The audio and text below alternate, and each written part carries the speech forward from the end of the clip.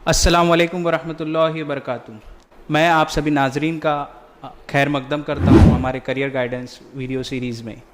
आज हम एक शख्स का इंटरव्यू लेंगे जो काफ़ी कल्याण में मशहूर व मारूफ है। वैसे तो आप पेशे से डायबिटोलॉजिस्ट हैं और आप होप मेडिकल और होप हॉस्पिटल के फाउंडर और ओनर भी हैं।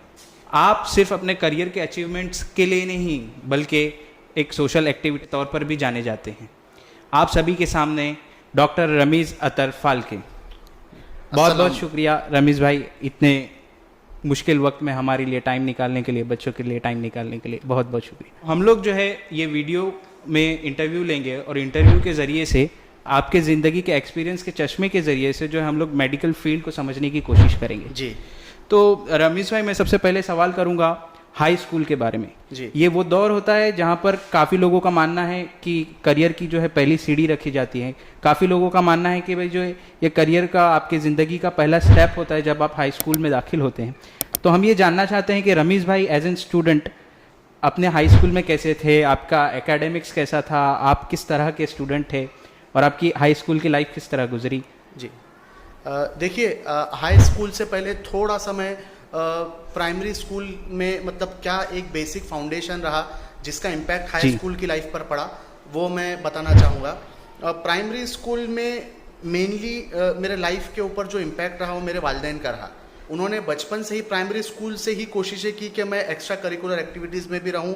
एकेडमिक तो सबसे बेसिक होता है, मेजर पार्ट तो वही रोल प्ले करता है। एक स्टडी का उन्होंने उनके तरीके से एक फ़िक्स पैटर्न बनाया था, एक फ़िक्स शेड्यूल था और उन्होंने ये हत्तल इम्कान कोशिश की कि मैं पूरी तरीके से जितने भी एक्स्ट्रा करिकुलर एक्टिविटीज़ होती है सब में जो है मैं पार्टिसिपेट करूं और जो है एक्सपोज चीज़ों को ज़्यादा से ज़्यादा करूं, एक्सप्लोर करूं ताकि मुझे खुद समझ में आ जाए कि हाँ मैं सिंगिंग कर सकता हूं, मैं नात ख़वानी में ठीक हूँ, मैं रनिंग में कैसा हूँ और फिज़िकल एक्टिविटीज़ में कैसा हूँ और एकेडमिक्स का तो रिज़ल्ट ही आता है। तो उन्होंने बहुत अच्छी कोशिशें की कि मुझे बहुत छोटी एज से ही जो है एक्स्ट्रा करिकुलर एक्टिविटीज़ की तरफ जो है बहुत ज़्यादा रागिब किया। एकेडमिक्स करियर ये बहुत मैटर करता है कि पेरेंट्स का क्या बच्चों की तरफ रुझान है। अगर पेरेंट्स सही गाइड नहीं कर रहे हैं, प्रॉपर डायरेक्शन में बच्चों को नहीं रख रहे हैं तो ऐन मुमकिन है कि बच्चा जो है ट्रैक लूज कर जाएगा। बहुत ज़्यादा ट्यूशन्स, बहुत ज़्यादा ओवर एम्फेसिस भी नहीं होना चाहिए। स्कूल का एक रोल है लेकिन पर्सनल लाइफ मेरी जो रही, हमारे और कई सारे दोस्तों की रही जो अल्लाह के फजल से अपने करियर में कामयाब है, इनके लिए स्कूलिंग बहुत ज़्यादा मैटर नहीं की। Schooling to a certain extent बहुत मैटर करती है, वहाँ पर हमारा फोकस होना चाहिए, लेकिन इंपॉर्टेंट ये है कि हमारा बच्चा कौन से शेड्यूल के अंदर कैसा चल रहा है और फिर साथ में जो है माँ बाप उसके साथ किस तरीके का माँ बाप का सिंक्रोनाइजेशन है। सिर्फ पिन पॉइंट करना, सिर्फ उसकी कमजोरियों को उभारना, उसकी खामियों को उभारना, ये तरीका नहीं है। आप पहली बार कब डॉक्टर इस टर्म से या मेडिकल एक फील्ड है इस चीज़ को कब आपने एक्सप्लोर किया अपनी लाइफ में और कब आपको लगा कि मुझे इसके बारे में जो है ज़्यादा और जानकारी हासिल करना चाहिए? शायद ये बात आपको अजीब लगे या पब्लिक को भी सुनने में अजीब लगे जी, लेकिन सिंस चाइल्डहुड जब से मैंने थोड़ी सी समझ संभाला उस वक्त से ही मेरा ड्रीम था कि मुझे डॉक्टर ही बनना है, दूसरा कुछ नहीं बनना है। और अल्हम्दुलिल्लाह ये इतना एक्सटेंट पर था कि मैंने 12th स्टैंडर्ड में इंजीनियरिंग के सभी ऑप्शंस ब्लॉक कर दिए थे और मेरी सोच ये थी कि या तो मैं डॉक्टर बनूंगा या तो कुछ नहीं करूंगा, बिजनेस वगैरह कुछ करूंगा जी। तो मेरे माइंड में मतलब यही चीज़ थी और अल्हम्दुलिल्लाह आई वाज डिटरमाइंड। कुछ डिस्ट्रैक्शंस हुए लेकिन ये चाइल्डहुड से ही था। मुझे through out the primary school, high school, 11th-12th standard ये पता था कि मुझे डॉक्टर ही बनना है, ये मेरा माइंडसेट था। किसी ने मुझे मतलब वो चीज़ की तरफ धकेला नहीं था। अगले सवाल की तरफ बढ़ेंगे हम हमारे जी, जिसमें हम लोग ये जानना चाहते हैं कि आपने ये जो है जब डिसाइड किया तो क्या फैक्टर्स थे जिसको आपने जिसकी वजह से इन्फ्लुएंस होके ये चीज़ डिसाइड की कि this is cup of my T और मैं जो है इसके लिए जो अपनी पूरी लाइफ दूंगा जी। डॉक्टरी प्रोफेशन जो है बचपन से ही मैं समझता हूँ प्राइमरी स्कूल से ही बच्चों को कुछ समझे ना समझे डॉक्टर प्रोफेशन क्या होता है ये समझता है और ये प्रोफेशन के साथ कुछ अल्हम्दुलिल्लाह चाम भी जुड़ा हुआ है तो बच्चे उसकी तरफ अट्रैक्ट भी होते हैं। तो मेरा बचपन में तो एक वो ड्रीम था, लेकिन जैसे जैसे ग्रेजुअली थोड़ा सेंस डेवलप होते गया उसके बाद समझ में आया कि हाँ डॉक्टरी एक नोबल प्रोफेशन है आप लोगों की जान बचाने की कोशिश करते हैं, आप लोगों को बीमारी से हेल्थ की तरफ लाने की कोशिश करते हैं, तो ये एक मेरे लिए मोटिवेशनल पार्ट था। कि जब आप आपकी मेडिकल स्टडीज़ के लिए आगे गए कॉलेज में, तो आपने किस तरीके से जो है कॉलेज का ये मुताकिब किया कि भाई मैं ये कॉलेज में जाऊंगा, और उसके बाद जब आप मेडिकल कॉलेज में दाखिल हुए तो उसके बाद की आपकी लाइफस्टाइल, आपकी ज़िंदगी और आपका स्टडी शेड्यूल किस तरह का था? जी, देखिए सबसे पहले तो ये कि मेरे लाइफ में जो नेगेटिव इम्पैक्ट पड़ा, जो मेरी कमजोरी थी, मेरी खामी समझता हूँ मैं किसी को ब्लेम नहीं करूंगा कि मैं वर्नाकुलर मीडियम से इंग्लिश की तरफ गया था।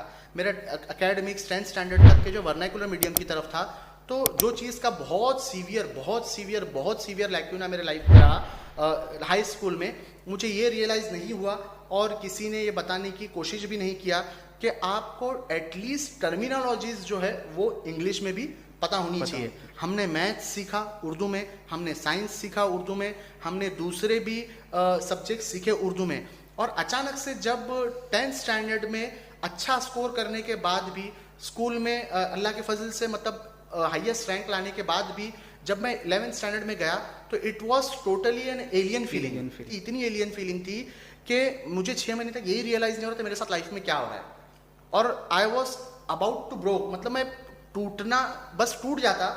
लेकिन मुझे थोड़ा सा पता नहीं अल्लाह की मदद कैसे हुई, जो अल्लाह की मदद हुई, और मैंने सेल्फ स्टडी स्टार्ट किया। मुझे कुछ नहीं समझता था क्लासेस में क्या चल रहा है, लेक्चर्स क्या हो रहा है, बहुत इतना मैं अपने आप को एकदम इररिलेवेंट, अनटच महसूस कर रहा था। लेकिन मैंने एक चीज की कि ये कैसे समझ में नहीं आएगा, मैंने एक एक लेक्चर्स को, एक एक चैप्टर्स को 3-3 बार, 4-4 बार, 5-5 बार पढ़ना स्टार्ट किया, और उसके बाद gradually over the period of 2 to 3 years ये फीलिंग मेरी कम होती गई। उसके बाद जब मैंने मेडिकल कॉलेज में एंट्री की तो अल्हम्दुलिल्लाह वो जो एलियन फीलिंग थी, it was almost about zero. एक आपने पूछा कि कैसे सिलेक्शन हुआ, मेरा फर्स्ट टाइम में मेरा सिलेक्शन नहीं हुआ था, मैंने गैप लिया, उसके बाद मैंने एग्जाम दिया। मेरा महाराष्ट्र सीईटी में 1100 के आसपास रैंक था, और ऑल इंडिया जो एग्जाम होता है उसमें मेरा 650 के आसपास रैंक था, तो एग्जैक्टली रिवर्स था। तो मेरे पास ऑप्शंस थे कि मैं अकोला जाऊं या कहीं और जाऊं। मैंने नासिक का सिलेक्शन किया क्योंकि वहाँ के स्टूडेंट्स का बैकग्राउंड बहुत अच्छा आ रहा था, यूनिवर्सिटी टॉपर्स भी आ रहे थे, टीचिंग जो है वो भी मैंने कंसिडर किया, वहाँ के टीचर्स काफ़ी अच्छे थे, तो कॉलेज की रिपोर्ट अच्छी थी। दूसरा कल्याण से थोड़ा नज़दीक भी था, वो भी फैक्टर को मैंने सेलेक्ट मतलब माइंडसेट में रखा। तो और मौसम के एतबार से भी नासिक बहुत अच्छा है, तो ये तीनों चीज़ें मेरे जहन में उस वक्त थी।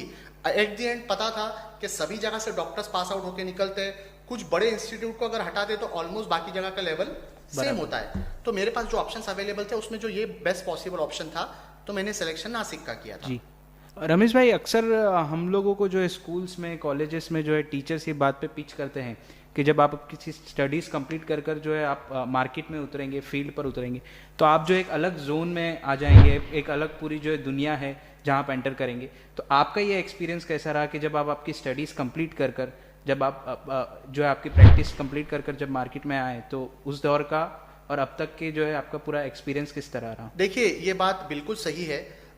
मैं दो बातें बोलूँगा, ये मोटिवेशनल भी है और साथ में लर्निंग भी है। मैंने बहुत सारे गोल्ड मेडलिस्ट को रियल लाइफ में, प्रैक्टिकल लाइफ में फेल होते देखा है, और बहुत सारे एवरेज स्टूडेंट्स को रियल लाइफ में बहुत सक्सेसफुल होते देखा है। इसका रीज़न क्या होता है कि हम लोग जब एकेडमिक्स लाइफ में होते तो सिर्फ एक डोमेन होता है हमारा, एजुकेशन, एकेडमिक्स, हम उसी पे फोकस करते रहते हैं। लेकिन जब हम प्रैक्टिकल लाइफ में जब एंटर करते हैं तो बिजनेस है, मार्केटिंग है, पब्लिक हैंडलिंग है, पीआर एक्टिविटीज़ है, बहुत सारे मल्टीपल फैक्टर्स जो है रोल प्ले करते हैं। तो वो मल्टीपल फैक्टर्स को हैंडल करने के लिए हमारा बैकग्राउंड थोड़ा सा वीक रहता है। अगर हम बहुत ज़्यादा एकेडमिक ओरिएंटेड ही रहे हैं तो हमें चाहिए कि जब हम एकेडमिक्स में रहे उस वक्त हम सोशल लाइफ में भी रहे, प्रैक्टिकल लाइफ में भी रहे, फ्रेंड सर्कल में भी रहे, और जो है कम्युनिटी की हेल्प भी करते रहे, लोगों की मदद भी करते रहे, और एक्स्ट्रा करिकुलर एक्टिविटीज़ में भी रहे, ताकि हमें थोड़ा पीआर, थोड़ा सोशल साइंस, सभी चीज़ें समझ में आए। तो ये सब चीज़ों का बहुत बड़ा रोल है।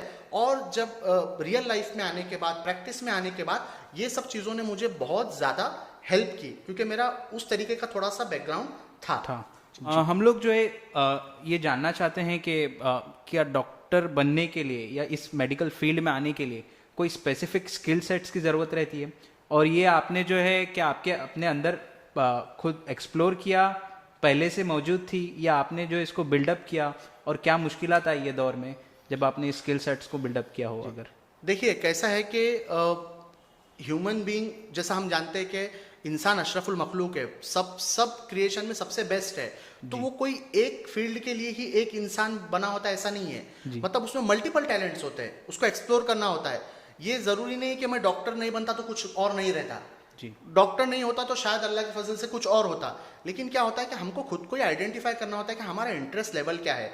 बहुत लोग आपको ऐसे मिलेंगे जो डायरेक्टली स्ट्रेट फॉरवर्ड बोलेंगे I am not at all interested in medicine, मुझे डॉक्टर नहीं बनना है। तो मतलब उनको पता होता है, उनकी लाइकिंग्स उनको पता होती है, उनके स्किल्स उनको पता होते हैं। बहुत सारे लोग ऐसे होते हैं जो मरते हुए लोगों को हैंडल नहीं कर सकते जी। बहुत सारे लोग ऐसे होते हैं जो एनाटॉमी के डिसेक्शन के फर्स्ट डे गिर के बेहोश हो जाते हैं। तो हमको हमारी कमजोरियां, टैलेंट्स, ये सब भी पता होनी चाहिए। एक अच्छा डॉक्टर होने के लिए बहुत ज़्यादा ज़रूरी है कि आप कीन ऑब्जर्वर रहे। ओपीडी में, क्लिनिक के अंदर पेशेंट्स को पहचानना बहुत आसान है। मज़ा तो तब है जब आप चलता आदमी आए और उसकी प्रॉब्लम्स जो अपेरेंट है, जो डॉक्टर को आइडेंटिफाई करनी चाहिए, तब आप उसको आइडेंटिफाई करें। उसके चलने में कुछ प्रॉब्लम है, उसके चेहरे में कुछ प्रॉब्लम हो गई है, उसकी आंखों में कुछ प्रॉब्लम हो गई है, तो उस लेवल का अगर आपका कीन ऑब्जर्वेशन है तो आप एक अच्छे डॉक्टर बन सकते हैं।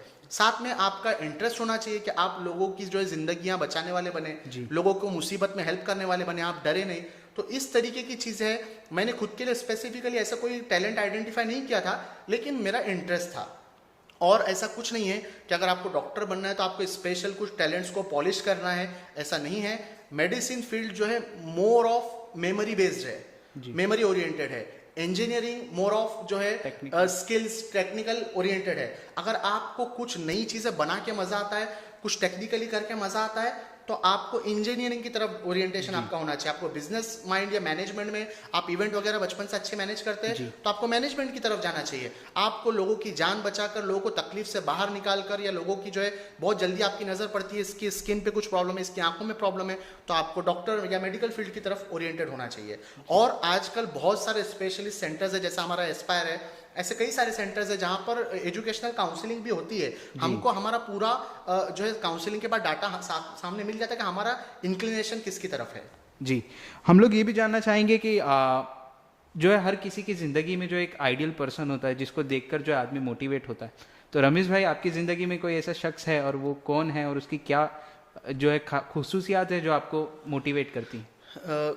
Ideal in terms of what? Medical career से। मेडिकल करियर, देख ideal in terms of medical तो ऐसा कोई नहीं है कि मैं किसी एक शख्स को देख करके बोलूं कि ये मेरे मेडिकली आइडियल है। बहुत सारे स्टूडेंट्स होते हैं जब वो फेलोशिप किसी डॉक्टर के अंडर में करते हैं या कोई और बहुत सीनियर प्रैक्टिशनर के अंडर में कोई प्रैक्टिस करते हैं तो उनके आइडियल बन जाते हैं। अनफॉर्चुनेटली मेरे साथ ऐसा मामला नहीं रहा, लेकिन टू अ सर्टेन एक्सटेंट मेरे सीनियर डॉक्टर तेजपाल शाह है, जिनसे मैंने मेडिसिन में बहुत कुछ सीखा हूँ, आज भी सीखता हूँ।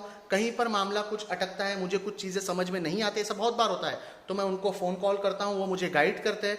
तो किसी लेवल पर डॉक्टर तेजपाल शाह का रोल मेरे लाइफ में आइडियल रहा है। तौर पे रहा। हाँ, डॉक्टर तेजपाल शाह सर का रोल रहा है। उन्होंने मुझे गाइड भी अच्छा किया और मुझे हेल्प भी करते हैं। लेकिन एक डॉक्टर के लिए एक डॉक्टर या कोई एक आइडियल होना ये बहुत डिफिकल्ट होता है। हम लोग जो है सीखते हैं कंटिन्यू, हमारी जो अपडेट्स आते रहती है, तो उस चीज़ों से हम लोग ज़्यादा बेटर। जी जो है अगला सवाल मेरा ये है कि हर स्टूडेंट को जो है इस फेज से गुजरना पड़ता है, इस टनल से गुजरना पड़ता है कि पेरेंट्स को जो है आप जो करियर चाहते हैं उसके लिए राज़ी कर सकें। सो हम ये जानना चाहेंगे कि आपका वाकया कैसा रहा कि जब आपने जो है अपने पेरेंट्स को इस बारे में बताया कि मैं मेडिकल परस्यू करना चाह रहा हूँ, उनके रिएक्शंस कैसे थे और अगर आपने जो उनको कन्विंस करने के लिए क्या क्या जो है जद्दोजहद की? देखिए, ये मामला तो होता है, बहुत सारे स्टूडेंट्स के साथ होता है, मैं उसकी तरफ बाद में आऊँगा। पहले मेरी बात जो है, अल्हम्दुलिल्लाह मेरे साथ ऐसा कोई मामला नहीं था, क्योंकि बचपन से ही मेरे पेरेंट्स को पता था कि मेरा इंक्लिनेशन मेडिकल फील्ड की तरफ है, तो वो भी मेंटली प्रिपेयर थे। और दूसरे स्टूडेंट्स के साथ अक्सर ये मामला होता है कि उनकी लाइकिंग्स कुछ और होती है और पेरेंट्स एजुकेटेड होने के बाद जो है थोड़ा ज़्यादा एम्फेसिस करते हैं। तो आप एम्फेसिस मत कीजिए, क्योंकि मेरे साथ मैं आपको बताऊँ 120 की बैच में 3 बच्चे ऐसे थे जो डॉक्टर बनने के लिए पेरेंट्स के फोर्स पर आए थे। 2 साल बाद उन्होंने मेडिकल फील्ड ही छोड़ दिए। It was a disaster, total disaster. तो आप बच्चे का काउंसलिंग भी देखिए, उसका लेवल देखिए, सब चीज़ें देखिए, उसके बाद ये चीज़ों को आइडेंटिफाई कीजिए। और स्टूडेंट्स ने भी खुद की लाइकिंग्स, टैलेंट, एक्सपोजर सभी देखना चाहिए, उसके बाद इसमें एंट्री करना चाहिए। क्योंकि स्पेशली मेडिकल फील्ड में बहुत लंबा टेन्योर होता है, 12th स्टैंडर्ड, अगर उसके बाद एनईटी के लिए गैप ले रहे हैं, नीट के लिए, तो वो गैप, फिर उसके बाद 5.5-6 साल का मेडिसिन का एमबीबीएस का अर्सा, फिर उसके बाद 90% ऑफ द स्टूडेंट्स को गैप लेना पड़ता है, वो गैप, फिर उसके बाद पोस्ट ग्रेजुएशन 3 साल का। तो ये पूरी लंबी रेस है। अगर आप मेंटली प्रिपेयर नहीं है लॉन्ग टर्म एकेडमिक्स के लिए, तो आप जो है मेडिसिन में नहीं जाइए। मेडिसिन इज ऑल टुगेदर पूरी लाइफ स्टाइल है जी। मेडिसिन पूरी लाइफ स्टाइल है। आपको अपनी नॉर्मल चीजें छोड़ करके 5 से 10 साल पूरे डॉक्टरों के बीच में रहना है, वहीं रहना है, वहीं खाना है, वहीं पूरी लाइफ स्टाइल आपको डेवलप करनी। तो ये मेडिसिन के साथ बहुत स्पेसिफिक है, बाकी फील्ड्स के साथ होना हो। जी। ये जो है जो आपने बातें बताई, इसमें जो है हम लोग के एक और जो सवाल इसके ज़रिए से निकलता है कि हम लोग ये जानना चाहते हैं कि एक डॉक्टर का लाइफस्टाइल कैसा होता है। एक अगर मैं शॉर्ट में कहूँ तो a day in a doctor life, अगर आप उसको एक्सप्लेन कर सकें, उसकी प्रायोरिटीज़ क्या होती है, उसका लाइफस्टाइल कैसा होता है, और वो जो उसका दिन भर का शेड्यूल किस तरह से होता है। देखिए, मेडिसिन फील्ड ये पहले से काम रुझान है, माना जाता है, और बहुत हद तक बात सही भी है कि एक इमरजेंसी फील्ड है, कि इसमें कभी भी आपको कॉल आता है, कभी भी आपको आपके रूटीन से हट करके एक्टिविटीज़ करनी होती है। आपके ओपीडी, आपके ऑपरेशन ड्यूटीज़, ये सब आवर्स फिक्स होते हैं। लेकिन इसके अलावा भी आपको जो है बहुत लंबे अरसे में बहुत बार ऐसा होता है कि नाइट में कॉल आ जाता है, पेशेंट सीरियस आ जाता है। स्पेशली जितनी क्लिनिकल फील्ड्स है, नॉन क्लिनिकल फील्ड्स में इमरजेंसी कम होती है, लेकिन क्लिनिकल फील्ड्स मेडिसिन में मेडिकल फील्ड में ज़्यादा है। तो रूटीन एक्टिविटीज से हट करके चीज़ें होती ही है। Specially in the times of corona, इस टाइप का पेंडेमिक जो 100 सालों में एक बार आता है, तो आपको मेंटली, फिजिकली और इमोशनली हर लिहाज से प्रिपेयर रहना है। आपको ज़्यादा से ज़्यादा लोगों की जान बचानी है। तो आप खुद अगर फिट है, आप खुद मेंटली स्ट्रांग है, इमोशनली स्ट्रांग है, आप डरते नहीं है, तो ही आप हैंडल कर सकते हैं। अदरवाइज मैंने लोगों को भी, और अनफॉर्चुनेटली हमारे डॉक्टर कलीग्स को भी रोते हुए और डरते हुए देखा है, क्योंकि बहुत बड़ा पेंडेमिक है, बहुत बड़ी बीमारी है ये। तो ये स्ट्रेंथ हम में होनी चाहिए। और डॉक्टर्स की रूटीन लाइफ जो है नॉर्मल पर्सन से डिफरेंट होती है, क्योंकि जो है 24 आवर्स सेम नहीं होते। कई बार ऐसा होता है कि हमको हमारे प्लान्स भी चेंज करने पड़ते हैं, और जो है इमरजेंसीज आती है। जी। जब ये पेंडेमिक चल रहा है तो इसमें काफ़ी सारे स्टूडेंट्स हैं जो घर पे बैठे हैं, फ्री बैठे हैं, तो हम लोग चाहते हैं कि आप उनके लिए भी मशवरा दें, और आपकी लाइफ में भी जो आप फ्री टाइम में किस तरह गुजारते हैं, क्या चीज़ें सीखते हैं, किस चीज स्किल्स को जो है आप टाइम देते हैं, ये बताएं इंशाल्लाह। देखिए, मेरा तो ये मानना है कि हर चीज़ को एज एन अपॉर्चुनिटी समझना चाहिए। ये वक्त भी वापस नहीं आएगा। इसको हर किसी ने बोला नेगेटिव है, बीमारी है, ये है। देखिए, फुर्सत के औकात, खाली वक्त अल्लाह की तरफ से एक बड़ी नेमत है। खाली वक्त वो है जिसमें आप अपने तरीके से चीज़ों को डिज़ाइन कर सकते हैं, प्लान कर सकते हैं। बहुत सारे सालों की ऐसी कुछ स्टडीज़ रही होगी, आपकी हॉबी रही होगी, या आपकी कुछ तो आपने प्लान करके रखा होगा कि मैं ये जब वक्त मिलेगा तब करूँगा।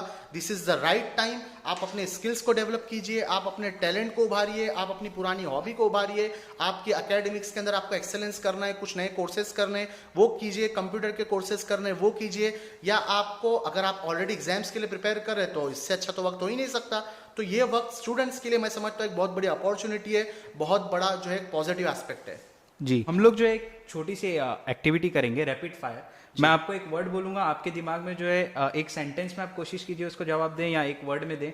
तो फटाफट जो है आपको 2 सेकंड में इसका जवाब देना। कोशिश करूंगा। जी जी, इंशाल्लाह। तो सबसे पहला वर्ड है मनी, पैसा।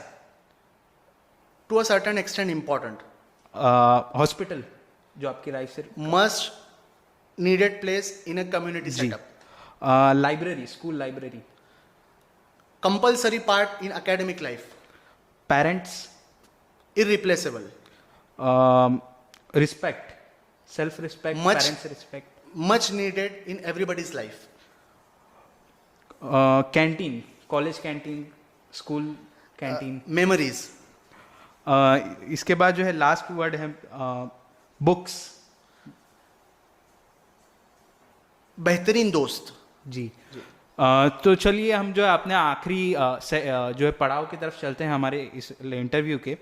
हम जो है आप चाहेंगे कि जैसे 10th के 12th के स्टूडेंट्स के रिजल्ट्स आ रहे हैं, कईयों के आ चुके हैं, कई जो है अभी भी अवेटिंग है, तो उनके लिए जो है आप क्या मैसेज देंगे, जो है आप ये टाइम जो आपके लिए है पूरा। देखिए, 10th और 12th स्टैंडर्ड के रिजल्ट्स आ रहे हैं। बहुत सारे स्टूडेंट्स ऐसे हैं जो एकेडमिकली बहुत अच्छा स्कोर करके आगे निकल जा रहे हैं, और बहुत सारे स्टूडेंट्स ऐसे जिनको जो चाहिए था वो लेवल पर नहीं मिलेगी चीज़ें। तो देखिए, हर एग्जाम लाइफ में एक लर्निंग फेज है। हर चीज़ लाइफ में एक माइलस्टोन है। कोई भी माइलस्टोन ऐसा नहीं होता जिसकी वजह से हमारी लाइफ कंप्लीटली सेट हो जाए या कंप्लीटली डिस्ट्रॉय हो जाए। कोई भी पार्ट, कोई भी चांस, कोई भी स्टेप लाइफ में पहला और आखिरी नहीं होता। तो अगर आपने एकेडमिकली बहुत सुपीरियर लेवल अचीव किया है तो आपको बहुत ज़्यादा एक्साइटेड होने की ज़रूरत भी नहीं है, और आपने एकेडमिकली वैसे अचीव नहीं किया है जिससे आपका दिल खुश है तो बहुत ज़्यादा नाराज़ होने की भी ज़रूरत नहीं है, क्योंकि मैंने पर्सनली गोल्ड मेडलिस्ट को लाइफ में फेल होते देखा है और फेलियर्स को लाइफ में गोल्ड मेडलिस्ट को अपने अंडर में जॉब करवाते हुए देखा है।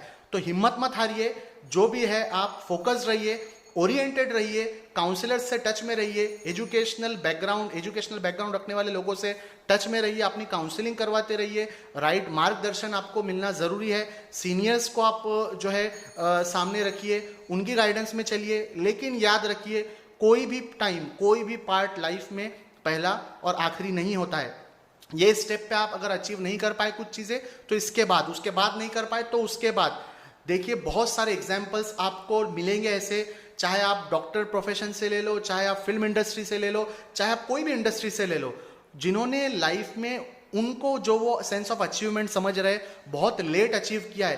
कई सारे लोग ऐसे होते हैं जो लाइफ में जिनको सक्सेस 45-50 साल के बाद मिलती है। देखिए हमारे लिए कितनी रिलेवेंट है वो इंपॉर्टेंट नहीं है, उनके लिए वो सक्सेस है। जो देखिए KFC का आप देखिए, उनके बारे में स्पेशली आता है कि 900 बार के आसपास उन्होंने वो ट्राई किया, वो रिजेक्ट हुए, और उसके बाद उनकी लाइफ के 60 प्लस के बाद की एज में वो KFC को बूम मिला, और आज हम सब जानते हैं KFC ब्रांड क्या है। ऐसे कई लोग हैं, ऐसे कई डॉक्टर्स है, कई इंजीनियर्स है, कई जो है बिजनेस ओरिएंटेड बिजनेस टाइकून्स है, इनफैक्ट कई एक्टर एक्ट्रेसेस ऐसे जिनको उनके हिसाब से सक्सेस लाइफ में 45 इयर्स एज के बाद भी मिली।